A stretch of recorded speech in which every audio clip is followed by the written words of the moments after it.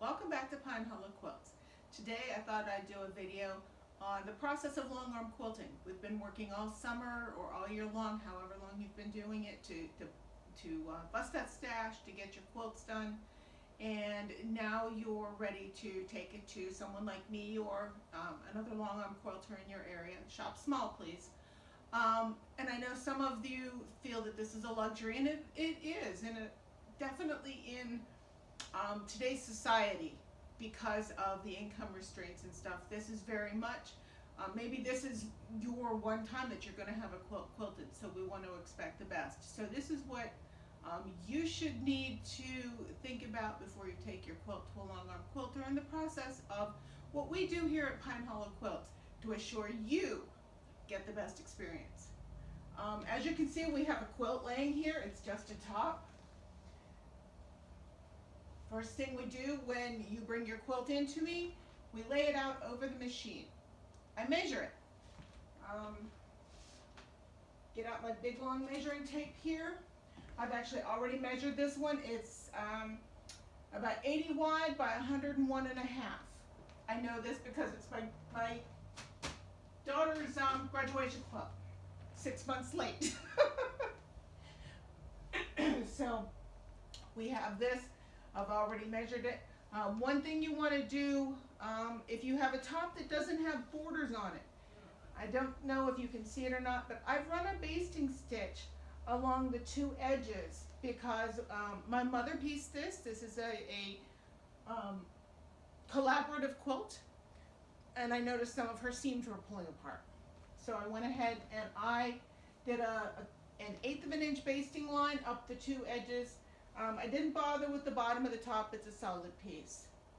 So once we get the top measured, I move the top out of the way.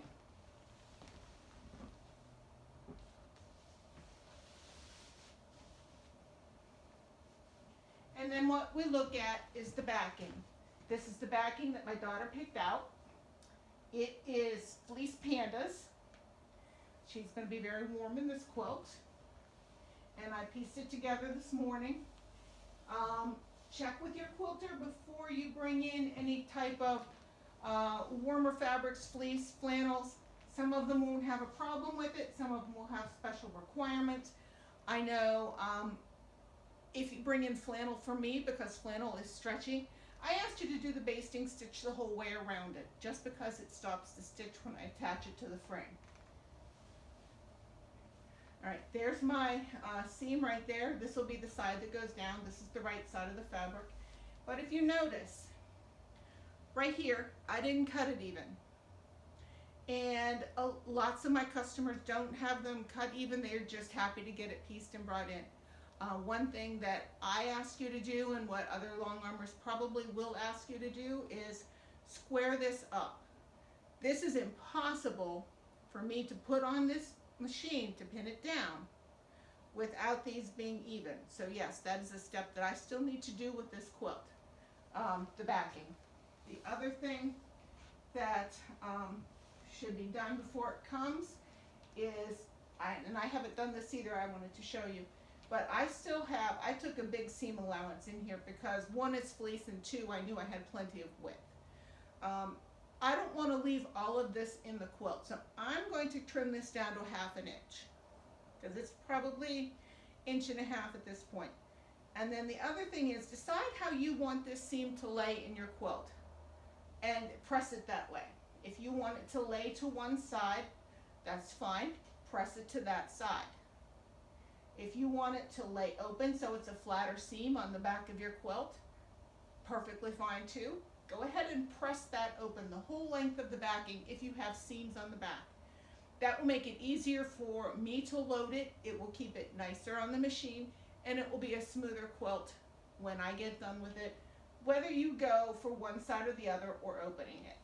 Evidently, or obviously, if you open it, it's going to be a little bit flatter because you're only going to have one layer there instead of 3. So those are some things I have to do yet before I get ready to pin this on.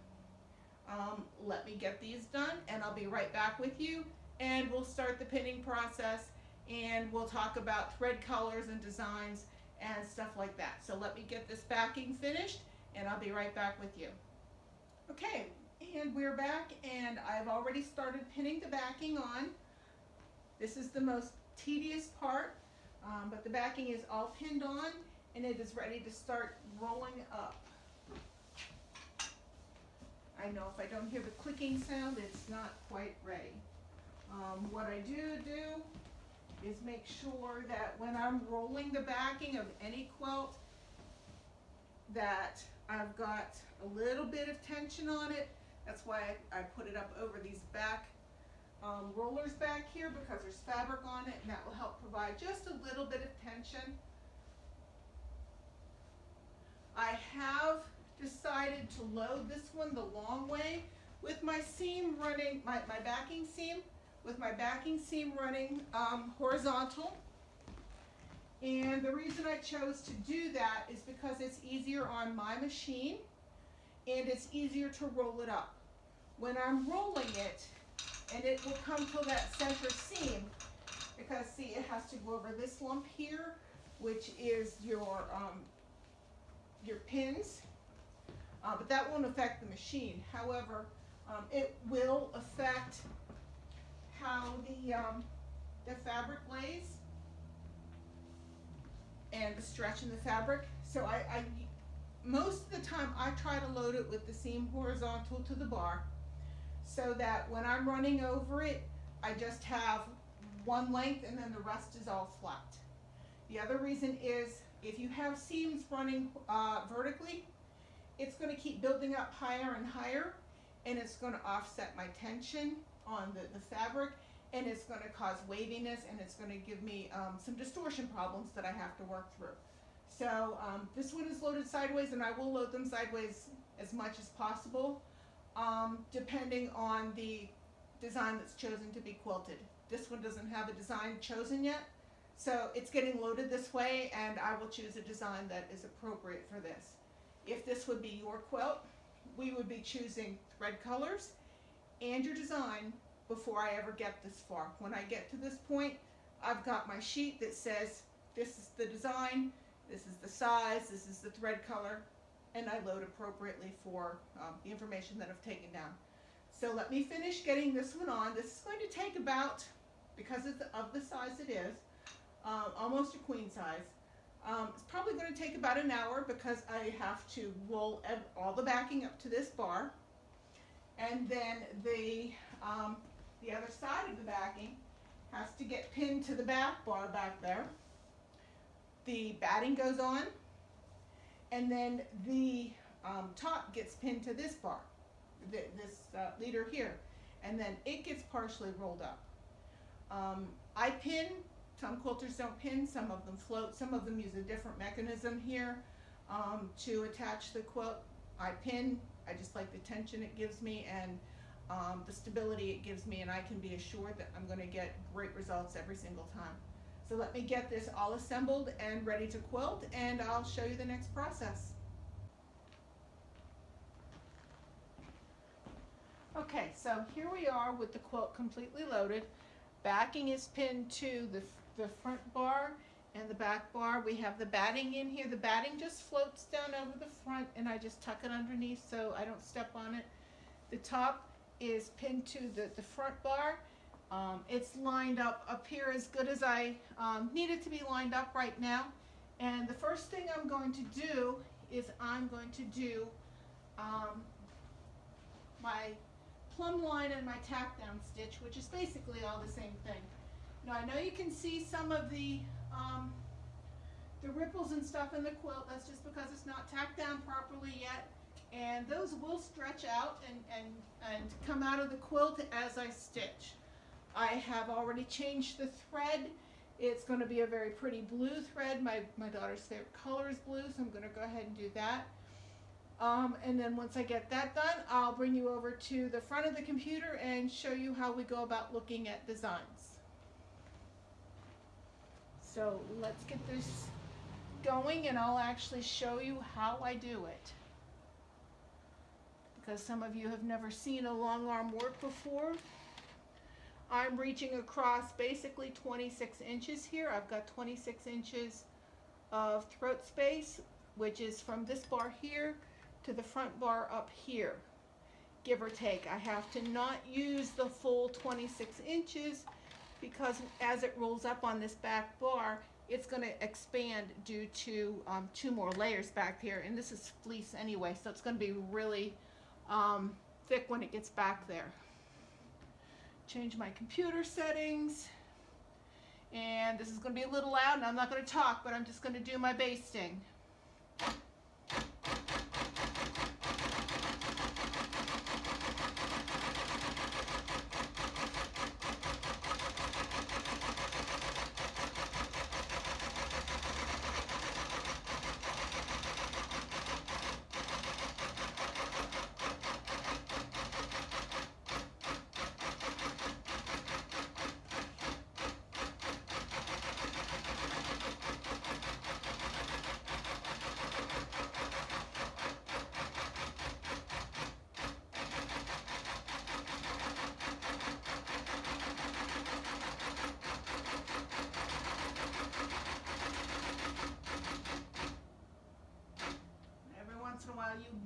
I'll have to stop and straighten things out just because the fabric shifts. You can see my hand up here right alongside either side of my foot. I started at the beginning, and that's just to help smooth this initial edge of the fabric down.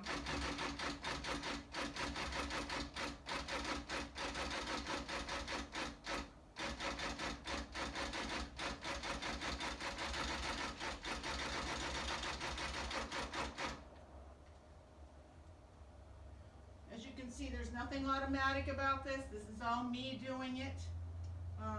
Even though the machine is run by the Pro Stitcher program, it still has to get run by me.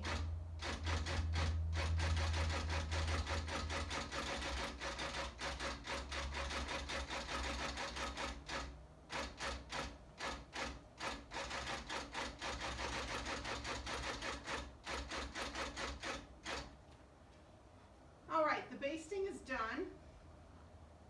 Just cutting my threads here.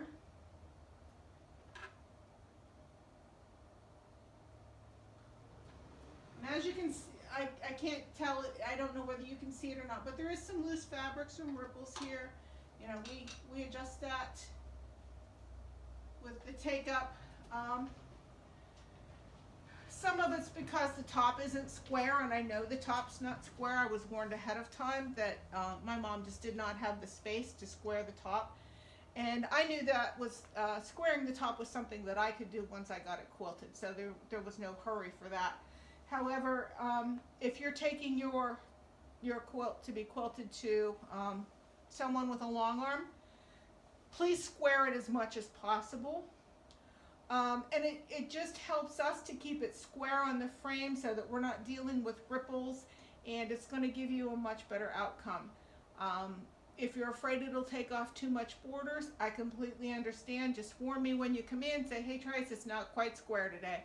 And that's something that I can handle. Other quilters, you'll have to consult with them, but if I know ahead of time that it's not quite square, it's something I can handle.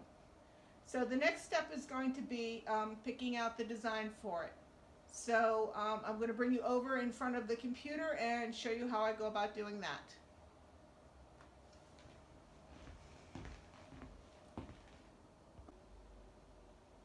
All right, this is my Pro Stitcher screen. This is the computer part that does the design work. I have already went ahead and laid out the exact size of my quilt, 101.5 by 80. I know the 101.5 goes across the front of my frame, so I know that's my width on this particular quilt. So what I'm going to do is go over here to my designs. Keep in mind, any of my edge-to-edge designs are the same price. Not all quilters do that. Some of them have different prices for different types of designs. Even their edge-to-edge, they may have in a couple of different categories. But I have over 2,000 designs.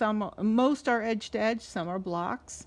What I'm doing right now is looking for a design that I think is going to fit well with my daughter and her quilt and what she has in mind for it.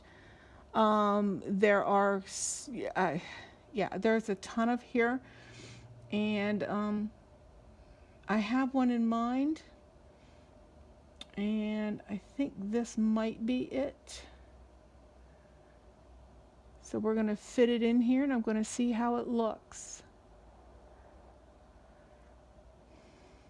Let's see, we'll do a couple repeats on here, and this is exactly what I would be doing to lay out anybody's quilt. This isn't just something I'm doing for my daughter. I determine whether that is a size for one row that will fit within my throat space of my quilt or of my frame, and it is. That's a good size. I determine whether that is a density that I want on this quilt. Smaller quilts look better with less dense designs. Bigger quilts, they can have a little bit more density.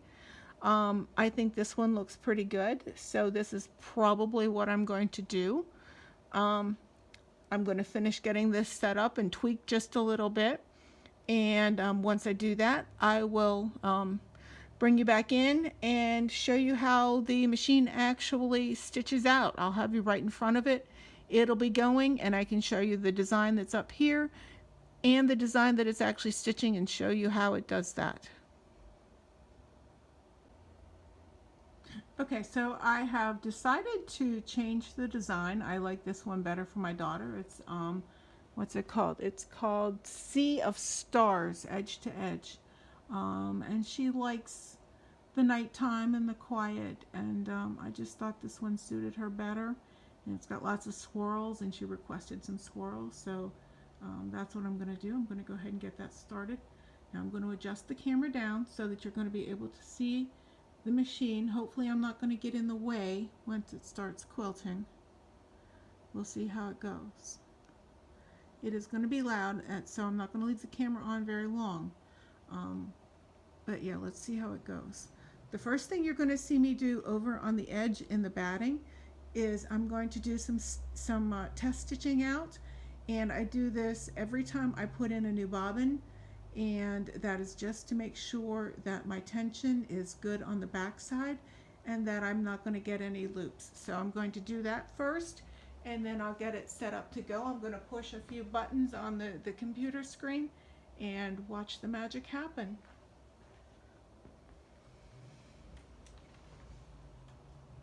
So this is just the test stitching that I'm doing over here, just like I'm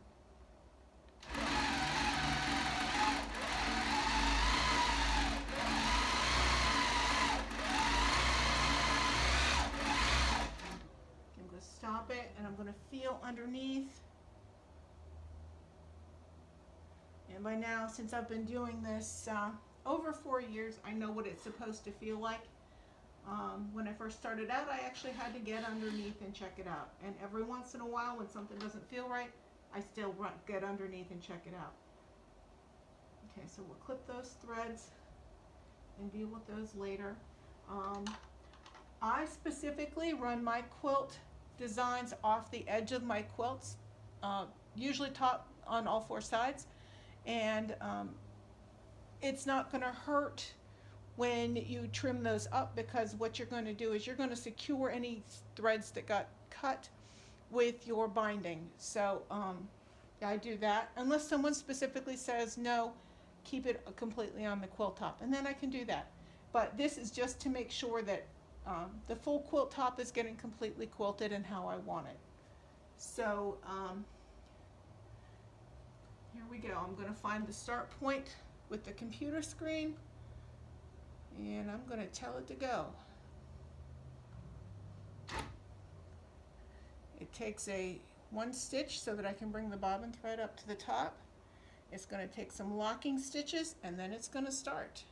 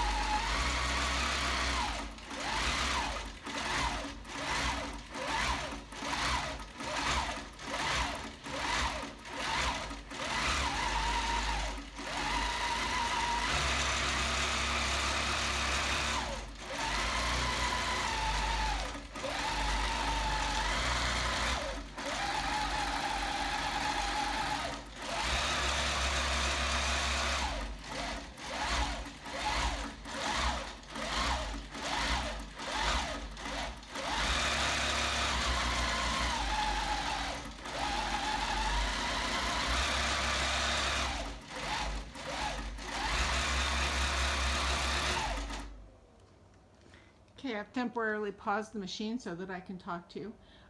We're going to let this go. This is going to be a design that takes a fairly long time just because that it is such a large quilt. But I should be done with the quilting probably 3 or 4 hours, and then it'll be ready to come off. Okay everyone, here we are. We're about ready to start the very last row. Notice my little green bullet, that's my start point. This will do this very last row right here.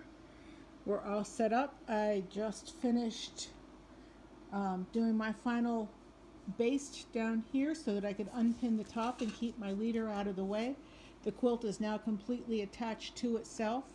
The backing, I still have a little extra backing back here. It's still attached to the leader and it's still rolled up. So we're going to go ahead and get this started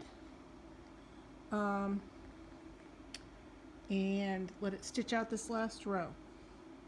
It's going to get a little weird here for a second on the camera. There we go. It's taking those locking stitches.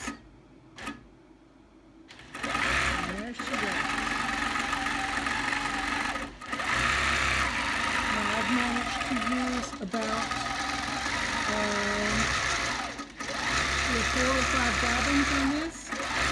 If the sound is a little off right now, it's because I can't really hear what I'm saying in a normal voice. I wear ear protection when I'm in here because the machine is really loud if you hear right here when it's working, because I have it running at a fairly high speed.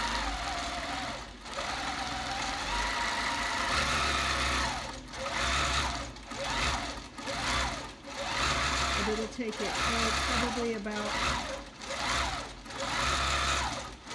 just about a half hour to finish this row, and then all I have to do is unroll this front bar where the backing is attached right here, unpin it, unroll the back bar, and unpin it, and I'll show you how thick it now is. This right here is my leader. This is all quilt. This is all the layers all rolled up and quilted already. So I'm going to put that in the back. Keep this stitching. We're going to have a little screen back here. Here's some of the stitching on the back. Remember, this is sleeves. And I'm not going to be able to see great detail on this. But I use the same thread top and bobbin. So it's the dark blue, so you're able to see it a little bit more. I've just done a white or a very light green here to hardly been able to see it.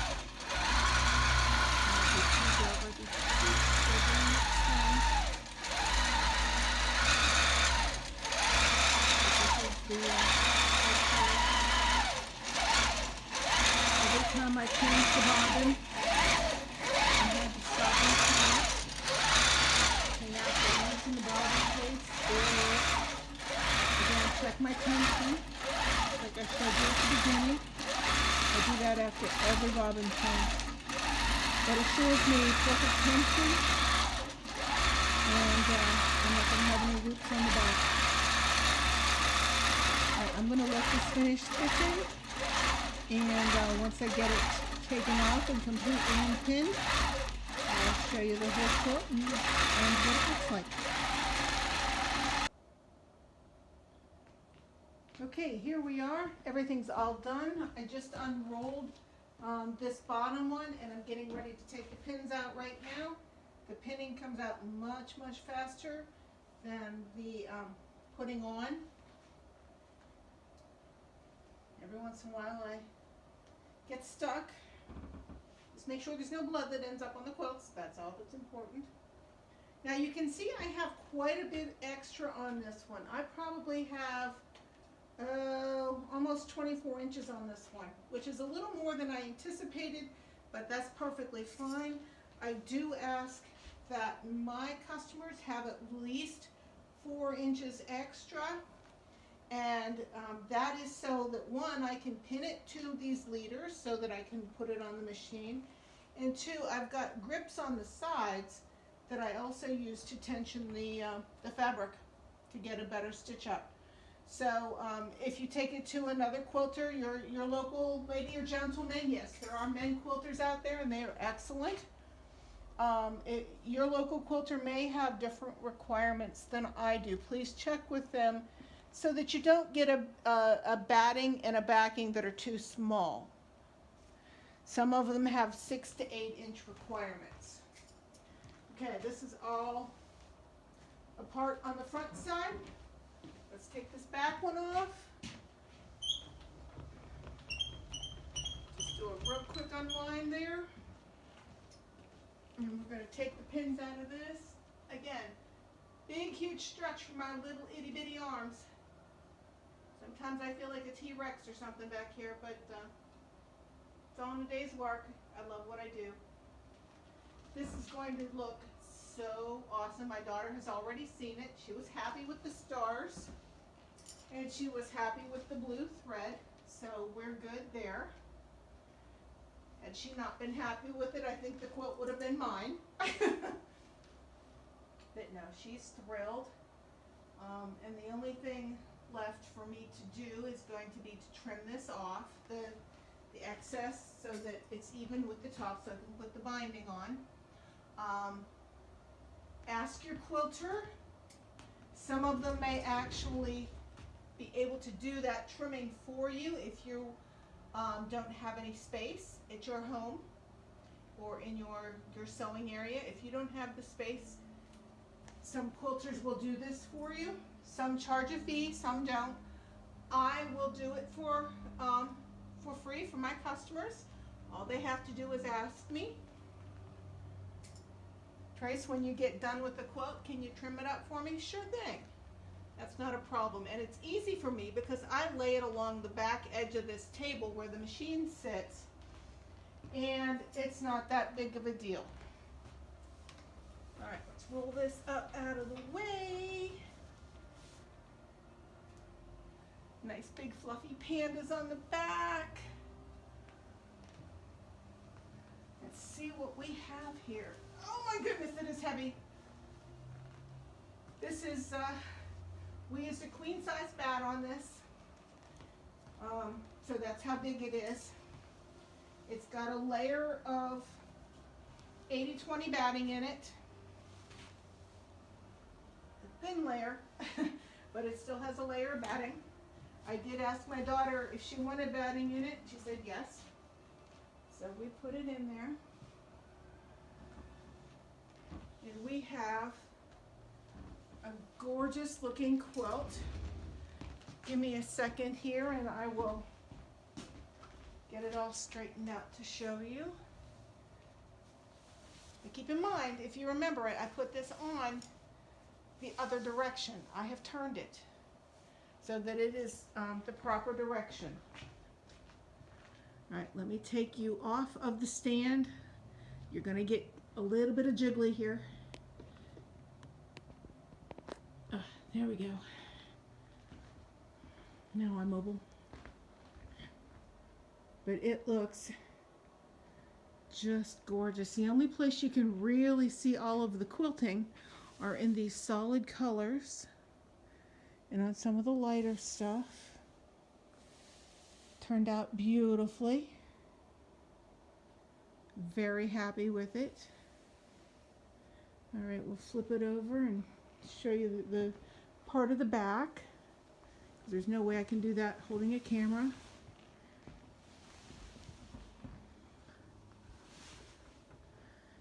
Keep in mind this is, because this is a family member's quilt, it's going to be treated just a little bit more rough than what yours would be in my studio. I would never do this to your quilt. But I know one thing, if something happens to this one, I'm the one responsible for fixing it. There's the pattern on the back. In amongst these cute little panda bears. All these beautiful little stars. And so you can barely see that this thread is blue. It looks almost black against this. But it isn't. It's the same blue from the front. And it just sinks in to the fleece. Thank you for spending this time with us here at Pine Hollow Quilts. Let me see if I can figure out how to get the camera turned back around. I'm not that smart. Let's see what I can do. No, I have no idea. But yes, thank you for being here with us in this journey of long arm quilting. I am always open to taking your quilts. I am currently on a slight break, and I will come back shortly, but you know, send me a text message with my phone number, send me an email. I'm still answering them. I do advise you to shop local though if you've got quilters in your area, or if you think you might have quilters in your area, please support them. This is how we small business owners stay in business for you. And have a good night.